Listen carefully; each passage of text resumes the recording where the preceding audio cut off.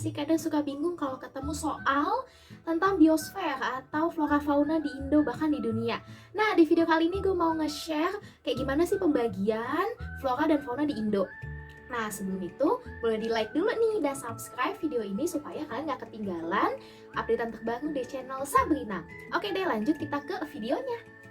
Nah, teman-teman sadar nggak? Mungkin yang pernah ke Thailand gitu ya, atau dapat nih merchandise gitu ya, kan Thailand terkenal sama apa coba? Gajah kan gitu. Nah, terus teman di Lampung kan juga pasti tahu nih, oh iya kan di provinsi gue ada Waikambas, loh sama-sama gajah gitu kan. Nah, jadi di materi pembagian flora dan fauna kita tuh jadi tahu, oh ternyata di Indo itu kan ada 3 zona ya, bagian barat, tengah, dan timur. Nah, di Indonesia bagian barat atau ya bisa dibilang zona Asiatis gitu ya, atau dilihat dari geologinya itu dia termasuk ke Sunda Shelf atau dangkalan Sunda. Jadi dulu ya Jawa gitu ya, Sumatera, Kalimantan tuh nempel, ya Madura juga dong gitu kan. Nempel sama siapa? Ya nempel sama si Asia Tenggara, makanya hewannya mirip. Bukannya si gajah berenang gitu ya, cukup dari Thailand terus nyampe ke Lampung, enggak kayak gitu, karena dulu memang mereka bersatu gitu secara daratan. Jadi nggak heran dong dari nenek moyangnya aja udah ada, walaupun sekarang ada pergerakan lempeng kan udah berpisah ya, tapi tetap masih ada nih ya, di sana punya gajah, di sini pun punya gajah. Di Indonesia bagian barat itu hewannya yang mamal, alias yang hamil gitu ya, yang besar-besar, orang utan, kera, badak bercula, gajah gitu ya, harimau. Kan Kalimantan punya juga gitu kan orang utan, di Malaysia juga ada harimau, di Indo ada, di Malaysia juga ada kan. Nah, lanjut kita ke Indonesia bagian tengah. Nah, di hewan yang ada di Pulau Sulawesi gitu ya, di Nusa Tenggara ini, dia tuh hewannya endemik karena cuma ada di situ doang. Kalau kalian cari tuh yang nggak ada gitu ya. Nah, tapi Sulawesi sama Filipina tuh 11-12 gitu ya, sama. Contoh tuh nanti kayak hewan ini gitu ya, itu kan namanya Taxius. Di Sulawesi ada, dan di mana tadi atasnya, Filipina tuh juga ada. Nah, di hewan yang bisa kita temukan gitu ya di daerah ini tuh hewan yang cuma ada di situ.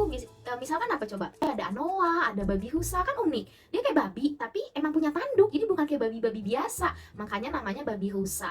Terus komodo kan cuma ada di Indo kan, gak ada di tempat lain gitu. Nah, di Indonesia bagian barat, untuk menjadi atau geser nyentil dikit ke Indonesia yang bagian tengah atau zona peralihan, pasti ada apanya? Ada batas dong. Nah, batas itu dinamakan dengan garis Wallace. Memang ditemukan sama Alfred Russel Wallace gitu. Wallace kan surname-nya ya, nama belakangnya gitu. Karena dia kayak menemukan kok beda ya ternyata hewan yang ada di Bali sama di dataran sebelahnya tuh Lombok, Nusa Tenggara, padahal kan cuma deket, ternyata makin beda lagi gitu kan dengan si Sulawesi. Oh, berarti ini udah kayak ada zona yang berubah gitu ya, bukan lagi di zona yang sama. Nah, lanjut kita bergeser ke zona Australis ya, atau Indonesia bagian timur. Nah, di sini pasti kan banyak yang tahu ya kalau di Papua itu burungnya tuh cantik-cantik gitu ya. Dia punya bulu tuh memang colorful banget. Nah, sekilas mirip sama mana coba? Sama Australia kan? Karena dulu ya Papua itu merupakan lepasan dari Australia. Daerah Indonesia Timur itu kan terkenal dengan lautnya gitu kan yang sangat dalam, ombaknya yang emang gede banget gitu kan. Itu disebut dengan daerah Sahul Shelf atau dangkalan Sahul gitu kan, ada di Laut Banda sekitarnya. Nanti bisa teman-teman lihat di Google Maps gitu ya, atau di Maps. Terus hewannya tadi kan dia ciri-cirinya burung yang cantik gitu kan. Terus ada hewan yang berkantung juga. Kalau ada kanguru di Australia, nah di Papua juga ada gitu ya, tapi dia kanguru kecil, kanguru pohon, namanya walabi. Nah, di Indonesia bagian timur sama bagian tengah pasti kan dibatasi oleh garis juga dong. Nah, itu namanya garis Weber, karena yang menemukan memang namanya Weber. Lanjut kita ke daerah lain gitu ya, nggak cuma di Indo doang nih, kita ke benua-benua lain. Ada daerah apa aja ya, hewannya seperti apa. Nah, jadi paling deket dulu deh gitu ya, bawah kita nih kan ada benua Australia, berarti daerahnya disebut Australis gitu. Nah, terus hewannya tadi tuh ya, yang burungnya cantik gitu kan, terus yang berkantung atau nama lainnya itu marsupial. Nah, lanjut kita ke oriental. Nah, di sini mirip-mirip tuh dia sama si tipe yang Indonesia bagian barat atau Asiatik.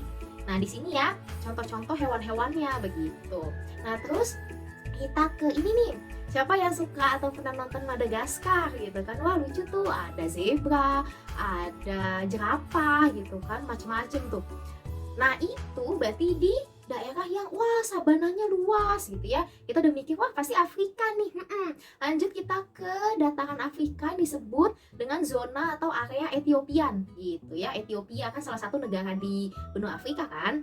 Nah, lanjut kita ke daerah Palearktik. Nah, ini mencakup daerah yang Asia atas-atas gitu, yang kayak China ke atas, yang entan-entan gitu, yang kayak Asia Tengah, yang Kazakhstan bla bla bla gitu ya, terus Rusia gitu kan sampai ke atas, terus juga Eropa gitu kan. Nah, hewannya kayak gini-gini nih, jadi bisa dilihat ya di penjelasannya. Terus kita bergeser ke benua Amerika. Amerika kan ada Amerika Utara, Amerika Tengah, dan Amerika Selatan. Nah, di Amerika Utara, tepatnya yang kayak macam Alaska gitu ya, Kanada, lalu Amerika Serikat, itu disebut dengan zona nearktik. Oke, nah kalau udah ke Meksiko gitu ya, lalu yang Karibia, Amerika Tengah sampai Amerika Selatan, itu disebut dengan neotropik. Neo tuh kan kayak baru, tropik, wah sama-sama dekat tropis gitu. Jadi ya kalau kita ada kota yang dilalui dengan garis khatulistiwa sama teman-teman di Brazil gitu ya, Kolombia dan sebagainya kan juga terkenal dengan hutan hujan tropis gitu. Jadi kalau nanti ada soal mengenai flora sama fauna di Indonesia maupun di dunia, jangan bingung lagi ya. Thanks buat lo yang masih belum ganti video gitu ya, belum nge-close video ini, karena gue mau ngasih tips nih gimana sih kalian bisa belajar geografi, entah kayak paham materi maupun bisa jawab gitu. Jujur soal geografi itu bisa random, dalam arti gini, namanya juga alam gitu ya, bisa selalu update gitu kan. Kayak di geografi aja ada materi mitigasi bencana gitu, kita kalau tahu-tahu keluarnya bukan step by step, tapi keluarnya contoh bencana yang abis terjadi gitu ya, masih happening banget, gimana? Berarti teman-teman kan harus juga tahu gitu ya, ada perkembangan apaan sih sekarang gitu. Terus kan ini juga lagi di rumah aja gitu ya, pasti kan seneng tuh nge-scroll sosmed gitu kan, dilihat-lihat aja gitu ya, kayak apaan sih misalkan tuh ya daerah ini gitu kan, terus bentuknya tadi emang hewannya kayak apa gitu ya, atau apapun gitu ya, kalian tuh masih nggak kebayang itu daerah arid tuh daerah apaan sih gitu ya, lalu karst tuh kayak apaan, segala macam googling gitu. Jadi ya kalian tuh secara visual tuh kebayang, oh iya ya pantesan aja daerahnya kering, oh jadi jawaban gue tuh salah ya, karena ya udah jelas kalau anda ini gitu ya, lu tuh udah tahu oh masuk dari arid atau karst tuh daerahnya begini ya, berarti kan nggak mungkin dong ya jawabannya yang ini, pantesan gue salah gitu. Jadi di geografi gitu ya, lo tuh banyakin baca aja gitu ya, cari-cari gitu. Terus kalau di rumahnya ada ya kayak National Geographic gitu ya, pakai TV kabel atau sekalipun nggak ada kan juga bisa ya lihat YouTube, pasti kan punya handphone dong gitu ya. Jangan males gitu di lihat-lihat gitu ya, terutama buat geografi yang emang materinya tuh alam banget, yang fair itu lu nggak bisa salah, karena dia emang udah kayak macam hafalan ya. Kalau udah dialami begitu masa lu ganti, dia bukan sebuah penalaran kayak sosio tuh, nggak mungkin gitu. Jadi karena jawabannya memang bisa saklek gitu ya.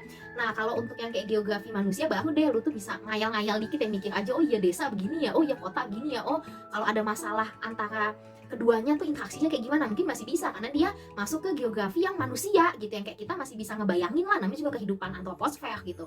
Nah terus kalau di geografi yang teknik ya kalian juga ya coba aja bayangin gitu, oh ini peta begini, oh gini, terus yang indera jauh, yang SIG apalagi kan, penggunaan ini manfaatnya di sektor apa gitu ya. Terus kalau ada citra begini nih, kira-kira dilihat dari ronanya mungkin gelap apa terang ya, teksturnya kasar apa halus ya, coba bayangin gitu ya, karena dia juga jawabannya kayak saklek gitu ya. Kalau lu nge-shoot sesuatu yang basah ya udah pasti ronanya akan gelap gitu, mau apapun itu gitu. Misalkan nanti kebetulan contohnya padi kan pasti kegenang air ya gitu ya, entah kalau soalnya ganti jadi mangrove atau bakau ya sama gitu, karena konsepnya tadi lu masih tahu oh rona tuh ada yang terang ada yang gelap gitu, terus tekstur ada kasar dan halus ya udah pasti gitu. Kalau udah ngerti oh maksudnya satu homo gitu ya, satu tuh homogen di semua seragam, yang satu heterogen gitu kan, emang beda-beda ya udah pasti sama gitu. Tah ya mau konteksnya diganti nanam apa kek dan menanam apa-apa lagi gitu ya, karena digabung-gabung sama apa kali gitu kan, ya tetap akan sama.